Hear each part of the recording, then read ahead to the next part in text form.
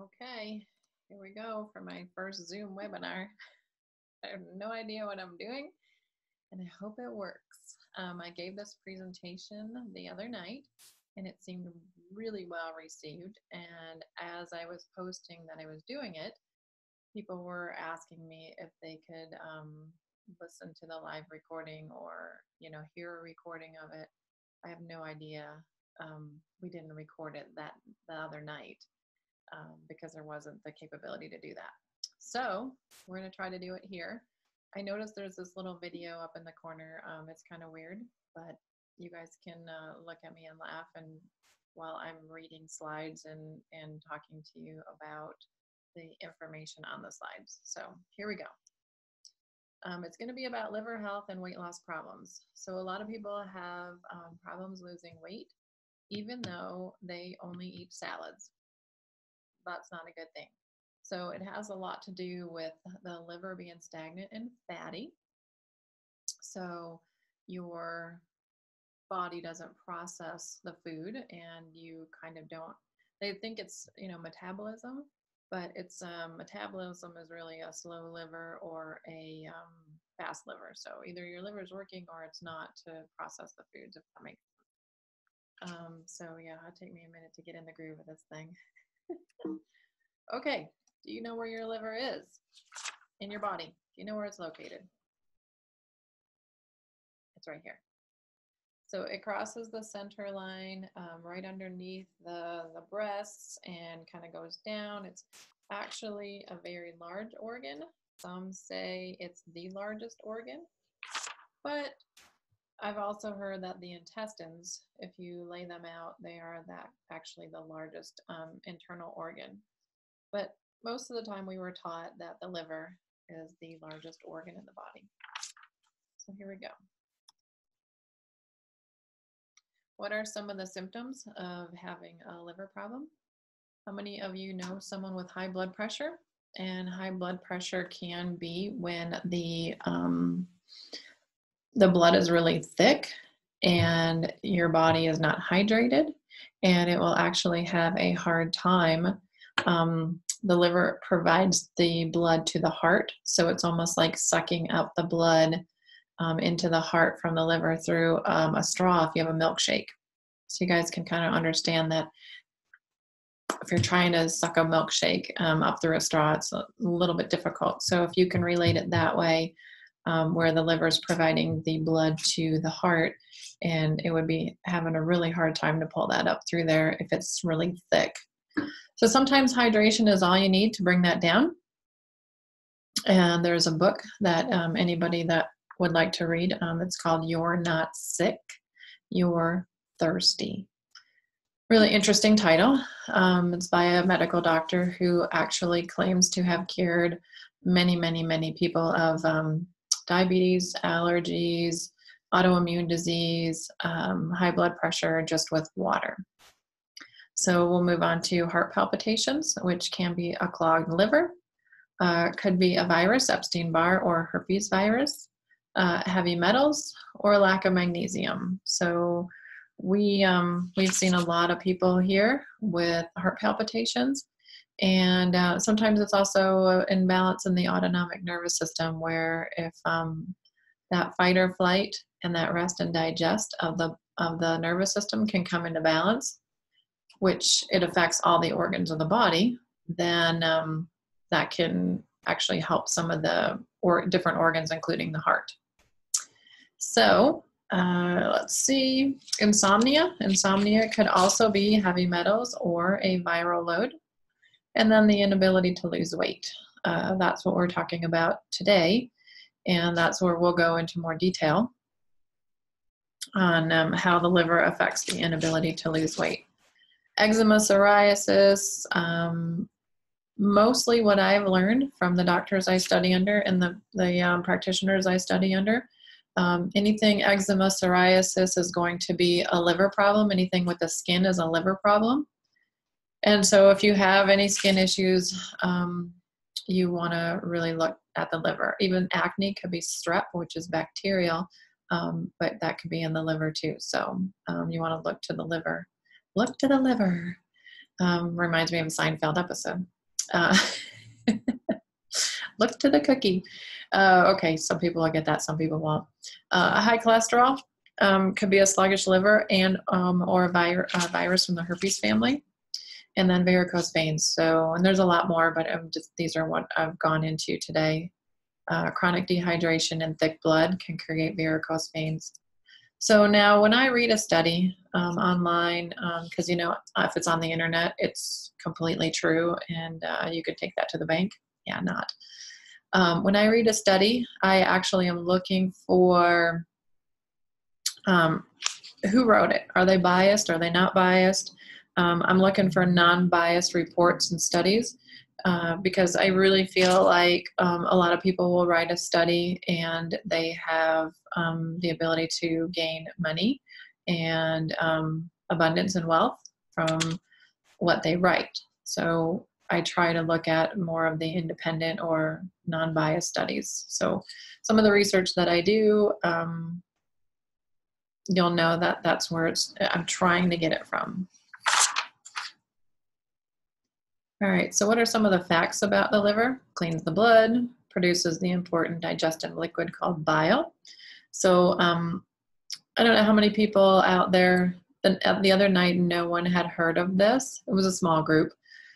Liver fire or heat in the liver. So if you have that, the bile can't produce when the liver's too hot or there's liver fire. And that's just a Chinese medicine or Eastern medicine type of theory.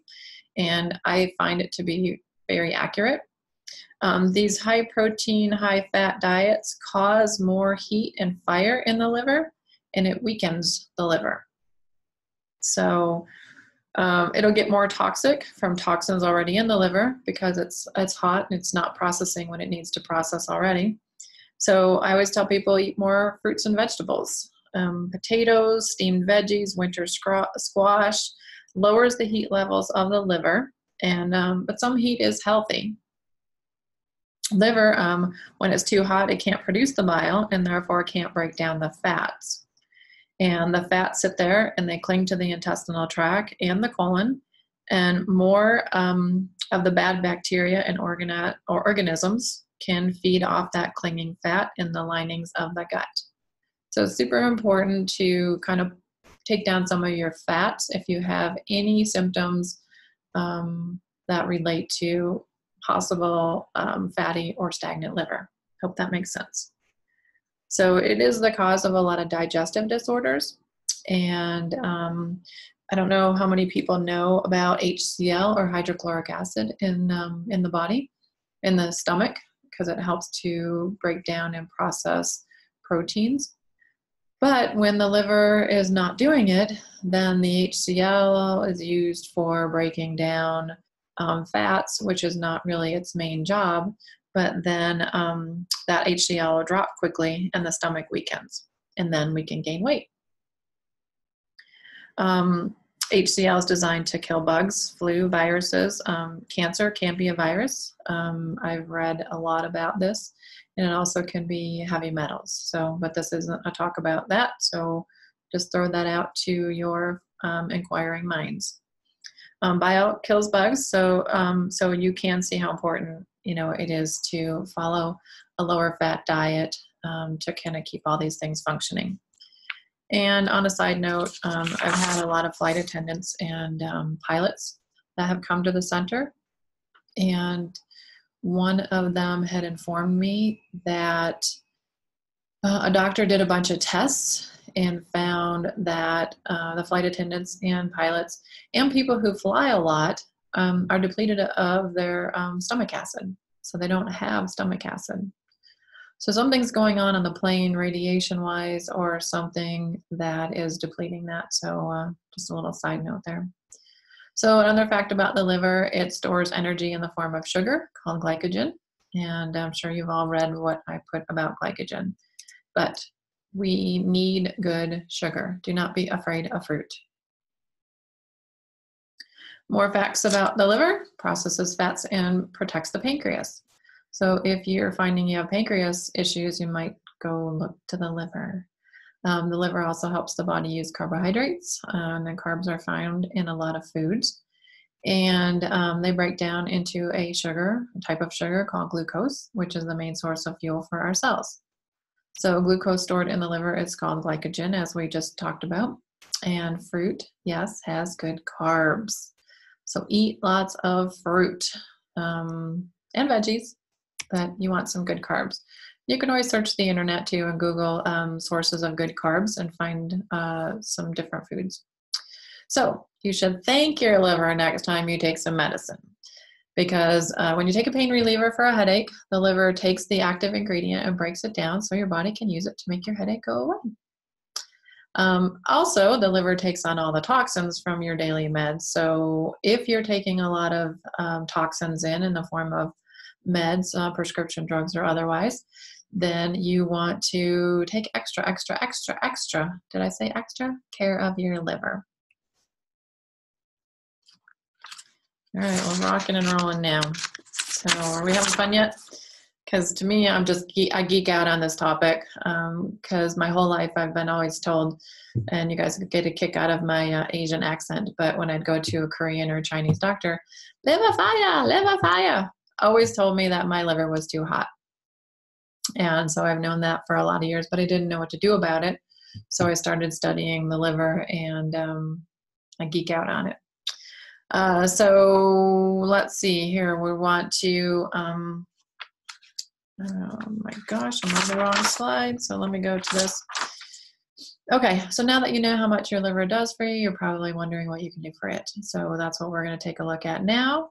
And I'll give you some information about what the liver needs, tips for eating, good and bad foods for the liver, and we'll keep on rolling. Rolling. I need a drink of water. All right. The liver lives on oxygen, water, glucose, and mineral salts. Water should be filtered, not tap water. Everything I've read about tap water talks about a lot of different toxins being in that water, including trace elements of things that we're peeing into the water with meds. Peeing a lot of stuff in there that's not getting filtered out. Mineral salts, celery, beets, etc. So you could do some deep breathing.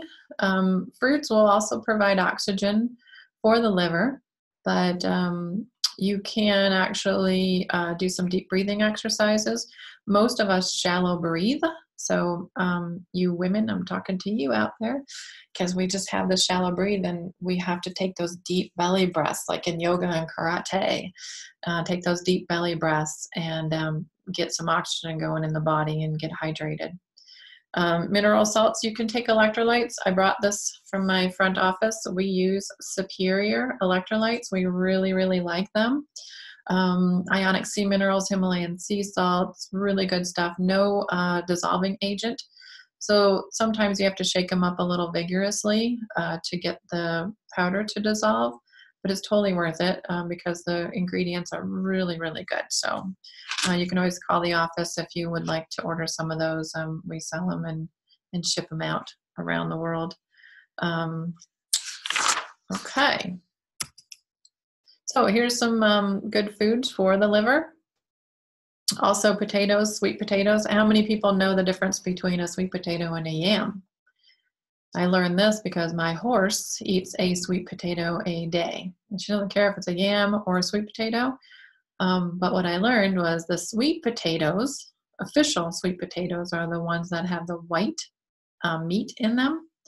And then there's garnet yams and there's jewel yams, which are orange in the middle. But the grocery stores call them all sweet potatoes. And you see a sweet potato pie, a sweet potato casserole, and a lot of times it's orange. Well, that's really a yam pie or a yam casserole. So there you go. Learn something new every day. Winter squash, cucumbers, lemons, limes, ginger, pomegranate, all really good foods for the liver. Bad foods for the liver. Fats. Fats thicken the blood and ages the body and is hard on the liver. And all you people out there, you want anti-aging stuff. So watch those fats. Animal proteins, all animal proteins, even lean meats, are fats. Butters, cheeses, avocado, yes, they're good fats, but if you already have a fatty liver, you want to watch how many good fats as well as bad fats that you eat, including your nuts and seeds. Vinegar foods, they actually can kind of pickle the liver is what I've been reading. So kind of interesting, including apple cider vinegar can pickle the liver in high doses and high amounts. So high protein, high fat diets are not good for people. And you can actually starve the liver with a high protein, high fat diet. Also, I did a little experiment on myself, and I eat a lot of fruit because I love it, and it kind of helps my sugar cravings. And then I did a blood test, and my glucose levels were still about 84 after 2 months of eating lots and lots and lots of fruit. 4 to 10 servings of fruit a day, and my glucose blood levels did not go up. So just want to let you know about that. Weight loss and the liver. So inability to lose weight is not a slow metabolism. It's a sluggish liver. If your liver is functioning, then you really don't lose your metabolism. It's still there. It's just about the liver. So the inability to lose weight is not about eating too much. I know people that eat little tiny amounts of food and they're still gaining weight. So we work on their liver and we're finding that they're losing weight. So it's not genetic. My mom struggled with her weight her entire life, and I don't. My grandma had struggled with her weight, so I don't see this as genetic. Now, can you genetically get toxins in your liver from birth? Yes. You can get old DDT in the liver. You can have mercury as old as 1,000 years. I've been reading 1,000-year-old mercury in the body. Well, we're not 1,000 years old, so how did that get there? And the other question is, how are they testing this as 1,000 years old? But I have been reading about it, so kind of wondering what is going on there. You can get Lyme disease passed through the placenta barrier from your mom. You can get mercury passed through the placenta barrier from your mom's amalgam fillings. And I do know somebody that had a cyclic neutropenia. And my theory is that her body doesn't make white blood cells. So she was sick a lot. And theory is that she got a lot of mercury in her body from being passed through the placenta barrier from her mom's mouthful of silver or amalgam fillings. So some interesting theories about how you can get maybe some things passed on that might be interpreted as genetic, but it's really passing on toxins and viral loads and different things. So issues with the thyroid and the adrenals can contribute to the inability to lose weight. However, the root cause is still the liver. There is a link, and there's a lot of information about the liver and the thyroid working together, and the adrenals and the thyroid working together. So the thyroid issues are 95% viral, and that weakens and burns the liver. I have had people with Hashimoto's and thyroiditis, and my mom, before she passed away, had a goiter on her thyroid, and we actually worked on an antiviral protocol, and the goiter had shrunk by 1 millimeter just within a couple weeks of doing an antiviral protocol. So when I say stuff, I usually can back it up with a story. I've seen probably 9,000 people at the center over the last 8+ years. And it really wasn't what I thought I would do for a living. I thought I was going to be a corporate CEO, and the universe kind of guided me to doing this. And I'm so happy because it's really not very much stress. Well, I can't say that. It is a lot of stress because there's so many people that count on myself and other healers to help them. But as long as they want to help themselves and they're willing to give it all, then I'm willing to do the research and put my time and energy and effort into helping them. So the adrenaline, yeah, sure. The adrenaline is like gasoline to the liver that already has too much heat or fire. So we really want to watch that, adrenal burnout and things like that, which is on the next slide. So we'll get to the adrenals in a minute. When the liver gets burdened by viral activity, it can't detox, it can't filter, and it can lead to weight gain because the fat cells build up all around the liver and then throughout the body. So really, fixing the liver is kind of key to weight loss, and I'm going to stand by that. This is my current truth, November 30th, 2018. But my ego is not big enough to change those truths as new information comes up and new data is presented. But right now, I'm having success with this, so it is working. So the adrenals are blamed for fatigue, weight gain, elevated cortisol, hormone imbalances and stuff. But excess adrenaline sets off a chain reaction that can lead to weight gain. However, it's mostly from the nonstop stress in our lives. How many people have no stress in their lives? Send me an email. I admire you. The liver sponges up excess adrenaline, and when unhealthy, when it's unhealthy, it can't flush it all out. So it's storing it and causing weight gain. So yes, the liver's function is to it is to clean, the blood and, help with everything. But when it's sluggish and it's not working right, it just can't do its job. So it starts to pass different things on, which that'll come up later in the presentation as well. It just gets bogged down. We need to help it. We need to feed it. We need to hydrate it. So weight gain really comes down to how fast or slow the liver can function. You can be skinny and you can still have liver issues. Maybe they'll come in the form of acne, which can be strep in the liver, or high blood pressure, or insomnia, or other symptoms. And the weight gain is about a liver that can't process, filter, detox, mostly fats, but also toxins, heavy metals, DDT, pesticides, plastic. Our environment is so full of toxins. We have to constantly detox.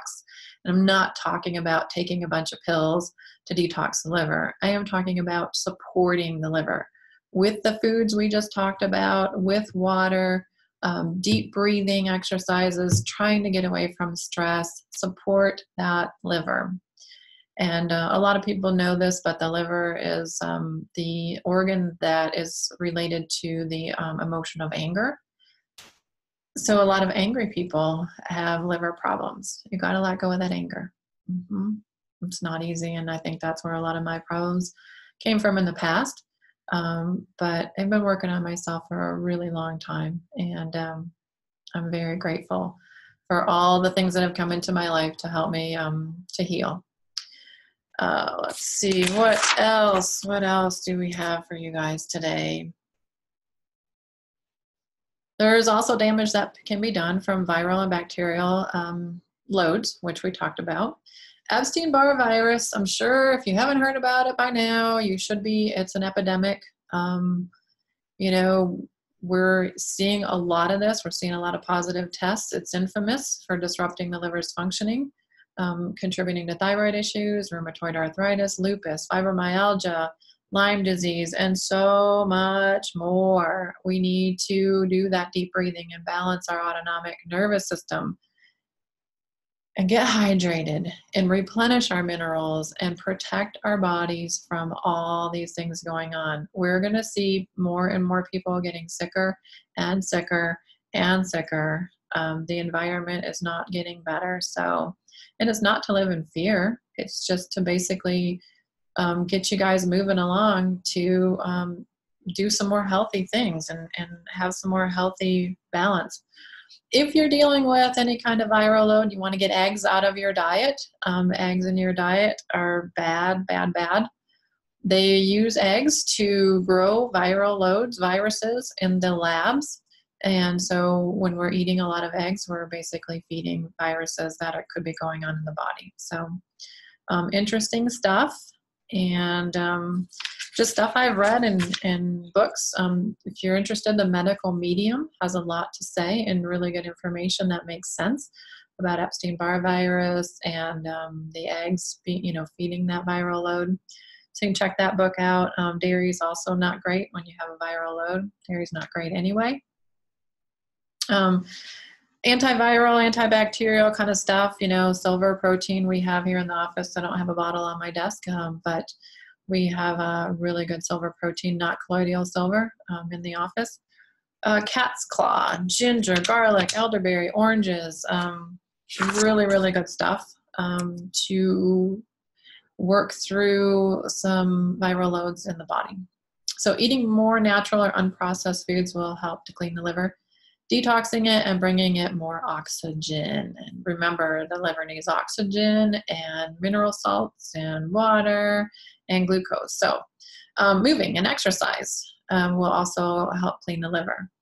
And not talking about intense weight training, you know, I'm talking more about just moving around and stretching and things like that. I have read many studies that this intense weight training is causing more inflammation, and our bodies are already full of inflammation from stress. So that's why I think you hear of a lot of younger, very healthy, athletic people having problems, because they are under, oh my gosh, I'm so sorry.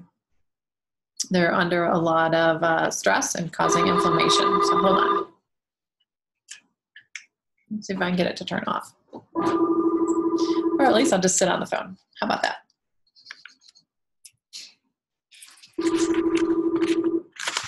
Okay, fluid retention.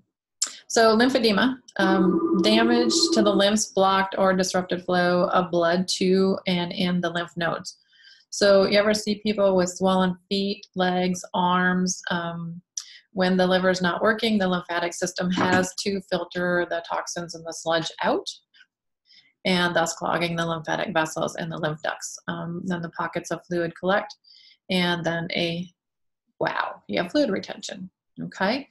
So then a lot of times you'll go on a diet and you'll just lose a lot of water weight, but then you're creating a chronic dehydration in your body. So you don't want to just lose water weight, you want to lose fat, you know, and clean up the liver so it can work properly. So that's what I keep preaching. I was going to say something else about that. Oh, the rebounder. So if you have a rebounder at home, the little tiny trampoline kind of a thing, that can really, really help the lymphs, kind of moving everything through. And then there's that movement that you need to get more oxygen going to the body. All right, here's some tips for eating. Kind of sounds funny, but okay. A glass of lemon water or lime water first thing in the morning, 30 minutes before you eat, is really good. It will go in acidic, but it actually turns alkaline in the body. So that's a really good thing to do before you start eating. I've been reading, don't eat any fats for breakfast. Eggs, butter, animal proteins. I know, okay, so everybody can just turn me off right now because you're mad and you don't like me so much anymore. But separating sugars from fats is really important. If you eat fruit or have juice, don't eat it with fats. Give it about 20 minutes and let the natural sugar get used properly and get feeding that liver of the glucose that it needs to function. Now, people put milk, which is fat, and sugar in their coffee. So, you know, you got to live a little, because I'm not going to go have barbecue brisket and not put barbecue sauce on it, and that's fat and sugar. So I'm going to do that, and no one's going to stop me from that, because I spent 10 years in Texas and I like that. Okay, so don't eat after 7 or 8 o'clock, because you're not resting then. Your body's digesting while it should be resting and healing, and you're really not getting into that deep REM sleep. Drink at least 60 ounces of water a day. Now, if you eat a lot of fruits and vegetables, you're hydrating. So, you know, you can get away with 60 ounces of water a day. But if you're only eating cooked foods, and that's going to be very dehydrating to the body, so you want to go with 80 to 90 ounces a day. Soda water, carbonated water, is not water. The body actually sees that as a dehydrant, so you don't want to do that. You want filtered, clean water. You can, add the electrolytes for some flavor. This is a watermelon flavor, and we have citrus. You can add that to your water to count as your water, but really just pure filtered water is the best way to hydrate. And there are some people that their cells are not healthy enough to hydrate, so they can drink a gallon of water and they're still dehydrated. True story. Lots of fruits and vegetables. The antioxidants in the fruits will clean the blood and increase the oxygen. And natural fruit sugars will also help the brain and the nervous system. So I'm going to try to do a presentation sometime soon about dementia, dehydration in the brain. So I've been reading some stuff about that. Kind of be interesting. Taking your supplements with fruit. I did not know this until recently. Honey, maple syrup, or coconut water, natural sugar will carry vitamins and minerals and nutrients through the bloodstream. So your organs won't always accept those vitamins and minerals and nutrients without sugar to assist. So try it out. See what you think. Email me if you find that it's working better. Lots of people take thousands and thousands and thousands and thousands of dollars of supplements, and I don't know that they're all absorbing. They might not even be absorbing. You're just peeing them out, or they're taxing your kidneys and your liver to process through the body, but they're really not being utilized by the body. So think about that. So I work with a lot of doctors, and I have a colleague who's a medical doctor that told me that your liver numbers won't actually show up abnormal until the liver is already 80% compromised. Pretty crazy to think about. Your AST, your ALT, your BUN levels. So blood work is not always a good way to tell how your liver is doing. And there are no blood fat tests that you can test, like the blood fat that you have, or the fat in your blood. So listen to your body and your symptoms. Don't just think that, oh, my blood work's fine, so my liver's fine, because it may not be. And if it's already even 50% compromised, you want to start working on that. You don't want to wait till the numbers show up bad, and it might be too late to start working on it. So this is information from a medical doctor that I work with. So I kind of feel that, he knows what he's doing. So interesting food for thought. Love my water. Love my water. Hydrate. Oh, there we go. Hydrate. Limit your fats in your diet, especially for breakfast. No eggs, no dairy if symptoms of a viral load. Cell phone radiation can damage your organs, your nervous system, your DNA. Do not keep them near your heart. I have these guys come in, they're looking at their phone. I'm like, dude, really got that phone right by your heart. Not a good thing. And, I'm hearing more and more about this 5G wireless coming up that is compromising our livers, among other things. So you want to support, feed, and love your liver, okay? I can't stress it enough. Deep breathing, feeding the liver with fruits, vegetables, celery juice. So the medical medium, Anthony William, has been talking a lot about the celery juice, and he's trying to create this, buzz about the celery juice. And he says, don't buy celery juice. You need to juice it. So if you have a juicer at home, I'm lazy, so I'll take 2 stalks of celery and I'll juice them and clean the juicer, put it all away, and I have it in the refrigerator for about a week. And I do 4 ounces a day. Medical medium talks about 16 ounces a day. Now this is going to be the gross thing. I'm sorry to share this with you guys. Hopefully you're not eating, but when I first started juicing the celery juice, I was pooping a lot of mucus. So kind of cool, kind of geeking out on it. I like it. Cleaning out some stuff. So it really does work. And so that's all I'll say about that, because then you can go back to eating now. So do not detox the liver, like I said, with pills. You want to support it. I don't believe in these heavy detoxes with the pills. I think you can support it with foods, water, lifestyle stuff. And then the harmonic egg. Did we not talk about the harmonic egg yet? So orange light and flute music in the harmonic egg. So let me show you. This is my invention that I came up with. It's called the harmonic egg. It is a sound and light healing chamber that works with a resonant frequency. So as you can see, it's a shape of an egg, and you're enclosed inside of a resonant chamber. So why do our bodies get disease sometimes? Because they're out of sync. The cells are out of sync. They're not replenished with minerals. There's too much chaos, stress, trauma, all this stuff in your life, and it's thrown the body out of whack. So inside a resonant chamber, you can actually get the synchronistic organization of the cells and to get everything just kind of vibrating and coming back into a natural balance. That's brilliant. I love it. And not just tooting my own horn, silly phone, I got to sit on it again. Not just tooting my own horn, but, you know, it kind of came to me in a dream or a download, and it's been helping thousands of people, and it's fun. The outside is a dodecahedron, and the inside is smooth, 360 degrees of healing. And then there's a six-sided or a hexagon platform there in the inside. So they are in cities like South Dakota, Washington, soon to be a lot of other cities, and Ireland as well. So coming soon to a neighborhood near you.